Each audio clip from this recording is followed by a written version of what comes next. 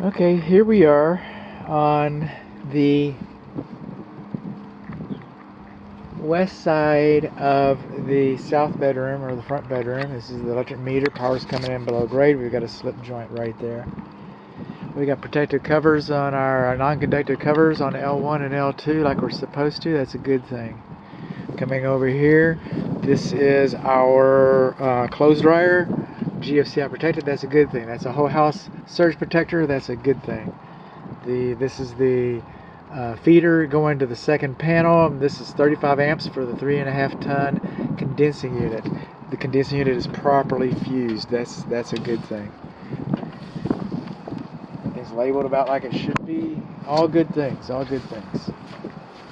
It's all good, man. Cruising through here because we're cruisers. We're cruising for a bruising. Move on around like this because we're movers. Weep holes, good. Weep holes, good. Lawn sprinkler thing. But here we are. This is the second panel. And this is our UFER, U-F-E-R, spelt properly. You can make fun of your neighbors because their electrician didn't know how to speak. I didn't know how to write, didn't know how to spell, excuse me. Okay, but that's our bonding, that's our second. But what we don't have, we didn't have it in the other cabinet, we don't have it in this cabinet, is we do not have the location of our bond. And yeah, it's right there. And it says UFER right there. I get that. But if you had a freezer right here or something, an electrician came in, the electrician would figure this out pretty quick. He'd know the lay of the land. He'd know kind of what to expect. Just his experience would help him know where to go. But the rule is it's supposed to be labeled, and it's not. So there's that. Not supposed to have more than 1/8 of an inch gap between the cabinet and the wall. Okay. The whole idea is this cover is supposed to fit flush against this. And the way it is, the cover does not fit flush against this. And so if this cabinet melts down, the fire crawls around, goes in the wall, starts burning things up.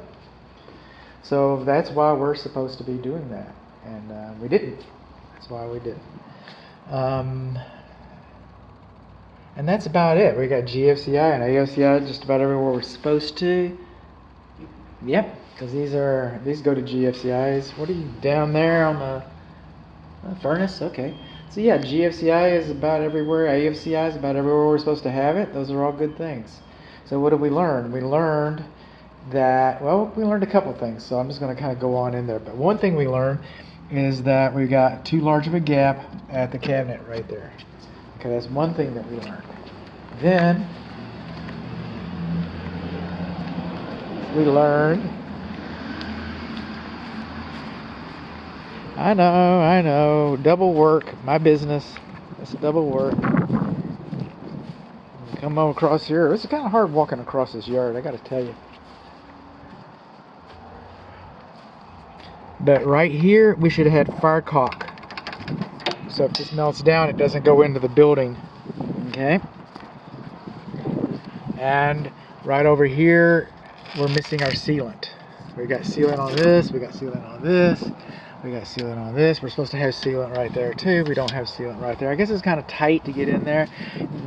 The electrician had kind of pudgy fingers and he couldn't get in there or something. I don't know exactly why they left the caulk off. So not a lot going on here. So what did we learn?